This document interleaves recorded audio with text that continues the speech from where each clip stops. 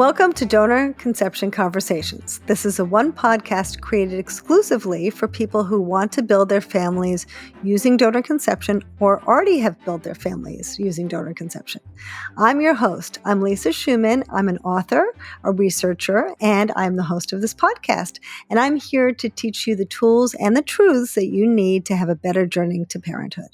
So today we have a solo episode, and I don't do a lot of them, but when I have an idea that I think will really help you, I really want to share it with you. That's what it's all about for me. I really want to share information that will be beneficial to you. So today is a little bit of a tricky episode. The episode is, are you choosing your donor or are you fighting reality? And that can be a little bit difficult and may feel a little challenging. So if you are completely in love with your donor, if you feel like your donor is the one, then maybe you want to turn this episode off. But if you are thinking that maybe you could learn something about choosing your donor and you haven't done so yet, then I really think that you should listen to this because I will teach you some things that maybe you haven't thought of yet. So when I talk about fighting reality, it is not intentional. I am not saying that you're intentionally fighting reality. I am talking about the way that our bodies react to a situation that is uncomfortable. So let me explain a little bit about that. Very often, we have reactions to things, right? And we all know that we all have this fight or flight syndrome. If something scares us or intimidates us in some way, then very often our bodies go into fight or flight, right? Our pupils dilate, our hair stands up in our back, and we're ready to flee or to fight or to freeze. And so we have this reaction, and it's a very natural reaction that all animals have. But sometimes it's a little more subtle. Sometimes our bodies have reactions to things that are not as extreme, and sometimes it just passes our vision entirely. We just don't get a sense that this is happening to us. So, for example, maybe we choose a restaurant because it looks cleaner than the other one. But maybe there's just a small difference and we're not sure why, but we like one better than the other. Maybe we go to a party and as we walk in, we approach somebody who seems very approachable, somebody who's smiling, somebody who looks happy, and maybe somebody who's a little intimidating. We don't approach them, but maybe we just don't even notice it. We just do this, right? So lots of times we make kind of unconscious decisions about things that make us uncomfortable. And we don't really think about it. We just kind of go through our day. Now, let's think about something else. What about the things that make us a little bit uncomfortable and we need to make them more comfortable, or we need to find a place where we're comfortable, but then we also interject some of our cognition, some of our thinking brain, not just our emotional brain, but our thinking brain into the process. So, for example, let's say we're buying a house and lots of people are thinking, well, that's a really big investment. And it is. It's a very big deal. So you may go into it with your emotional brain and say, I really feel like I love this house because it reminds me of my grandmother's house and I had such a great time with my grandmother when I was little. Or I like the style, or I really like the neighborhood, or maybe there's something about it that just seems so warm and pleasing to me. There are lots of reasons why people buy homes or are attracted to certain homes. Okay? That's our emotional brain. Sometimes our mind will take over and will say, well, wait a minute, I need to think about the finances here. This is a big decision. So what do? We pull back the curtain a little bit and we step into our thinking brain. And when we have our thinking brain on, we can start to think about things that really matter, that are practical, like maybe how much does this house cost? Can I afford it? Is there financing?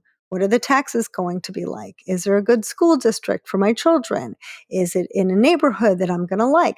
We start to add in some practical aspects of this process. So when we think about that, let's think about choosing a donor. Choosing a donor can be very emotional. And for some people, it feels very, very emotional, and for others, not so much. But I will challenge you to think about the fact that it may trigger your emotional brain, and your body may be fighting reality even though you don't know it. So let's think about it. Even if you're in a situation, let's say you're going to say to me, Lisa, this isn't me because I don't have an emotional brain about choosing a donor. I'm really very practical about it. Okay, so let's think about several scenarios. Let's say you're a heterosexual couple and you've gone through fertility treatment, and even though it's been difficult for you, you have decided, I'm ready to choose a donor. I've grieved the losses that I need to grieve. I've gotten past the fact that I'm not going to use my genetics to build my family, and I'm okay with using a donor. Or let's say you're part of a queer couple and you say, well, Lisa, I have really suffered through my losses already when I came out. I already thought about the fact that I'm not going to be able to have a child with both people in the couple's genetics, that's not going to happen for me. And I accepted it long ago, and I'm okay with choosing a donor. Let's say you're a single person and maybe you wanted to have a partner, maybe you didn't, but you say, I've resigned myself to building my family as a single parent. And of course, I need to use a donor. And so I'm going to use a donor, and that's just fine with me. So all of these people may seem like they're fine with using a donor. It's not going to affect them. Why should it trigger their emotional brain at all? But you are using the genetics of somebody that you don't know, usually, to build your family. And that in itself can be very anxiety provoking. It's very, very hard to think about it. Think about the ideas that you've had about building your family, the ideas of maybe playing on the floor with your 1 or 2 year old, or pushing carriage, or snuggling in bed with your kid, or watching TV. These are intimate experiences. This is going to be the most intimate experience that you've had, apart from your partner, probably, or your parents. And also, it's a lifelong decision. There is a lot of pressure here. And so it's very difficult to be practical. And I understand that it may feel practical, but what do most people tell me? Most people don't say practical things to me. Most people don't talk about the health of the donor or about things that will be very important for their child down the road. They say, oh, I think he's a really nice guy, or I really love the profile, or she's very pretty or very smart, or, everybody in our family is very athletic and I really wanted an athletic donor. What is your body doing there? Your body is fighting reality. Your body is saying, I need to take what's uncomfortable and make it comfortable. I need to take something that feels very foreign to me and make it close to me, because this is a really important decision. It's very, very difficult for a lot of people to think clearly under these circumstances. So, what is the alternative? The alternative is to think about things that you have some control over versus the things you don't have control over. And then to think about those things first. I'm not saying take your emotional brain away from this, because this can also be an emotional decision. You want to like your donor because, of course, you want to say nice things about your donor to your child. You may want to meet your donor sometime. You may want your child to meet your donor. You may want to meet donor-related siblings. There are a lot of reasons to have an emotional pull, not to mention the fact that you may have personal things. Maybe you really do like the fact that everybody in your family is musical. Maybe you really do like that you want to keep your long line of Italian relatives alive in your children. You are entitled to all of those things. I'm not taking that away. But I think first, it's worthwhile thinking about the practical. Just like in this example of buying a home, both need to be considered. Okay, so how do we do that? How do we think about the practical first? So in my book that will be coming out in November, I am going to detail this information really, really specifically. And in my donor conception masterclass, I have a lot of information about this in the video, but I will give you a brief idea right now. The first thing I would think about is psychological screening. And I'm not going to go into that now because that's a whole video in itself. And you want to look at the John Kurtz video that I have about that, because he describes it perfectly how to really understand what psychological screening means for a donor and how to understand that you are getting the right type of psychological screening. That, I think, needs to come first because it's the easiest thing to do. There's lots of ways to find a donor, and there are a lot of choices to make. You want to narrow down those choices, right? And so the easiest way to do that is to make sure that the donors had psychological screening, and that will really clear out many, many donors immediately. So let's think about that first. Then I would start to think about the medical issues. What do you want more than anything? You want your child to feel happy and healthy, right? So we are taking care of as much as we're capable of taking care of. There's no way to really control for temperament, but we can take care of the medical and psychological and get a good sense of doing as much as we can. So let's think about the medical. If we think about how we receive traits, we need to think about how we get different traits from different people. I'm going to show you a video right now, or a little clip that will show you some pictures that may be helpful to you. If you look at these pictures are pictures of people who are siblings. Now, when we look at these people, we probably would never think that they're siblings, right? And if we looked at their parents and said, you're the sperm donor or you're the egg donor, I want this particular child, you might get the brother or sister, right? Not all people are like their siblings. Not all people are like their parents. Lots of people have different attributes, right? Our ex-president, Bill Clinton, was a Rhodes Scholar, president of the United States. His brother's an alcoholic. The two princes of England look very different from each other. People don't always look like their siblings. People don't always have the same health as their siblings. People don't always have the same IQ as their siblings, or the same musical talent, or the same interest in sports, for example. So let's think again about the things we have control over versus the things we don't. And this will include medical. So the first thing that you're doing at your clinic is probably having genetic screening. And that's really important because we want to make sure that if your donor is a carrier for something, you're not a carrier for the same thing, right? Because we're doubling the risk for your child. But then your clinic will say, okay, you can go on your merry way now and you can choose a donor. So what do you do then? Well, I would recommend using that same strategic thinking and applying it to other health concerns. So even though you really need 3 generations of information to be able to get a full genetic picture on your donor, and you probably will only have 2, that's still better than nothing. So what are the things that people die of in your family? What are the problems that people have? Now, some people live to be 102 and die of old age, but the majority of us end up getting something. It could be cancer, it could be heart disease, it could be, a stroke. But what if we thought about the donor's family? The donor themselves are going to be young, healthy people, right? They are young and healthy. They've been through some medical screening, and there's probably nothing wrong. But what if we look at their family members? So let's say you have colon cancer in your family. You'd probably be better off with a donor who, let's say, their grandmother died of heart disease or their grandfather died of heart disease, because, again, you're not doubling the risk for your child. So we should look at all of those medical issues that are life-threatening first and make sure we're not doubling the risk for our child. Next, what about other medical issues that maybe are not as serious, but maybe they're things that you don't like? Maybe you wear glasses and you don't like wearing glasses and you think, well, I would really like to have a child who didn't wear glasses.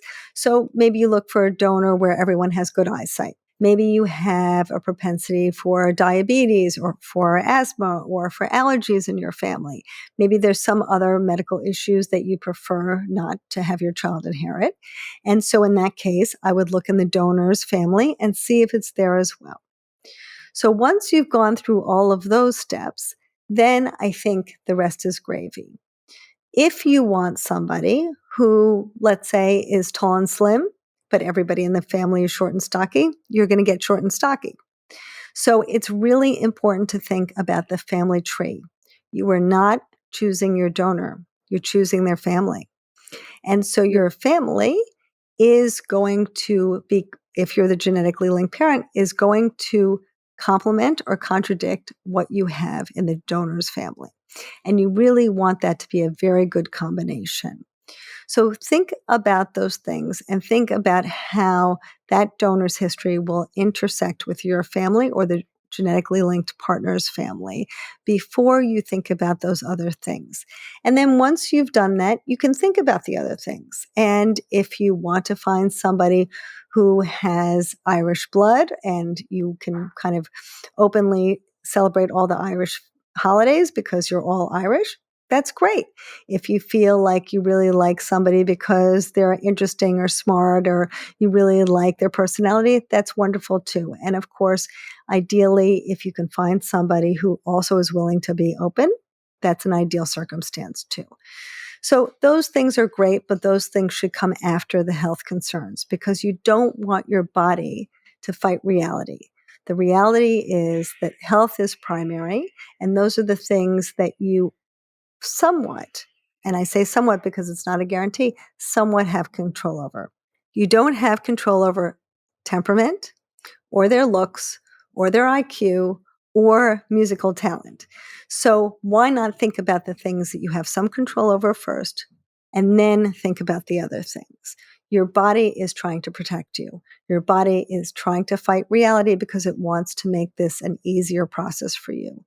It's a difficult process to consider using the genetics of someone that you don't know to build your family. So appreciate that and think about your body as doing you a favor, as trying to make you comfortable. But pull back that curtain, just like you would in any other practical decision, and take a step forward and also use your practical brain. Now, I know this is a lot to take in. There are so many things that I just shared with you that you need to take in. But what you also need to take in is that this is a reflexive experience. You are not intentionally just picking some guy that you think is cute or somebody that you think is pretty and not really thinking about the health of your child. This is very natural. I speak to thousands and thousands of people who tell me the same thing. And that's why I'm here talking to you. Almost every day, I hear people reflexively making these choices. People who are doctors, people who are geneticists, people who are biologists. They know these things. They know that you're not just choosing the donor, you're choosing the whole family. And yet they say, we really like this guy because he's interesting or he was funny or because this woman is smart or whatever it might be. And so it's very interesting that our bodies really do try to help us. And what's important to realize is that this is a reflex. And just like any reflex, we can accept it and honor our feelings, but we also have to step back and think about what makes sense for us practically. And one more thing that's really important to know, and that is not to blame yourself. I understand that you may feel like after looking at this video or listening to this podcast that you've been thinking about this all wrong. And you don't want to blame yourself. I see physicians and genetic counselors and biologists who very often come to me and say, oh, I chose my donor because they remind me of my best friend, or I chose my donor because they're interesting, or I really like their narrative. It's understandable to have those feelings. You are trying to make something that's completely unfamiliar to you, right? Somebody is a stranger in your life and you're trying to make it familiar. You're trying to make it comfortable. Your body is trying to do that for you. So it's going to reflexively choose a way to feel comfortable. What you need to do is to think about it in terms of what's practical, because this is a lifetime decision and you actually have some control over some of the choices. So let's do that first and leave all the other choices for second. Okay. And the beauty of video is that you can rewatch this as much as you want, but also you can reach out to me anytime for questions. I'm always happy to be there for you. I look forward to seeing you next time on Donor Conception Conversations podcast. If you think that every single donor who's ever donated has been 100% truthful in her application, then it's just not the case. And we know that. So what can we do? We can screen. I tell people a huge red flag to us is consistency.